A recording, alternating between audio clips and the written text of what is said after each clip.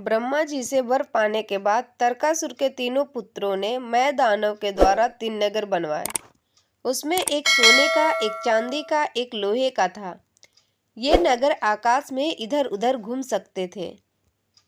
इसमें बड़े बड़े भवन थे, बाग सड़कें थी, करोड़ों दानव उसमें निवास करते। सुख सुविधा तो उन नगरों में इतनी थी कि कोई भी दानव जो भी इच्छा करता उसे वह मिल जाता।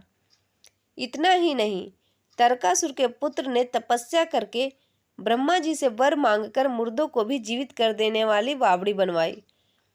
कोई भी दानव अगर मर जाता तो उसे उस बावड़ी में ले जाया जाता, वह पुनः जीवित हो जाता और पहले से ज्यादा शक्तिशाली हो जाता। फिर क्या था, दानव निर्भय होकर देवताओं को डराने लगे। वे जगह जगह देवताओं को भगाकर इधर उधर रहने लगे।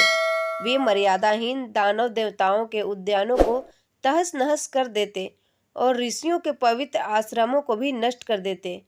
इनके अत्याचारों से चारों तरफ हाहाकार मच गया। तो सभी देवता इंद्र के साथ मिलकर उन नगरों पर प्रहार करने लगे, किंतु ब्रह्मा जी के वर्ष के प्रभाव से सब असुर पुनः जीवित हो जाते थे।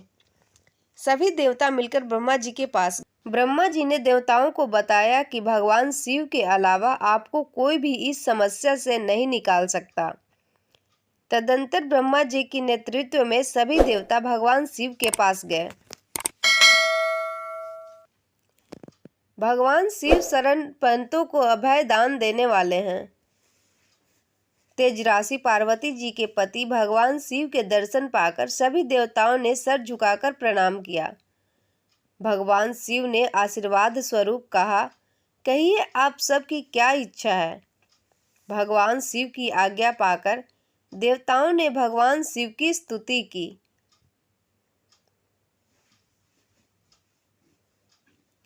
और कहा, हम मन वाणी कर्म से आपकी शरण में हैं, आप हम पर कृपा करें। भगवान शिव ने प्रसन्न होकर कहा, आप सब भय रहित होकर कहिए, मैं आपका क्या कार्य करूं। इस प्रकार जब महादेव जी ने देवताओं को अभय दान दे दिया, तब ब्रह्मा जी ने हाथ जोड़कर कहा, सर्वेश्वर, आपकी कृपा से प्रजापति के पद पर प्रतिष्ठित होकर मैंने दानवों को एक वर दे दिया था, जिससे उन्होंने सब मर्यादाओं को तोड़ दिया। आपके सिवा उनका कोई वध नहीं कर सकता।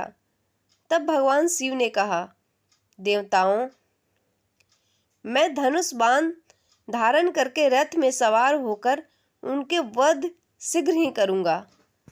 देवतागण संतुष्ट होकर भगवान शिव की जय जयकार करने लगे।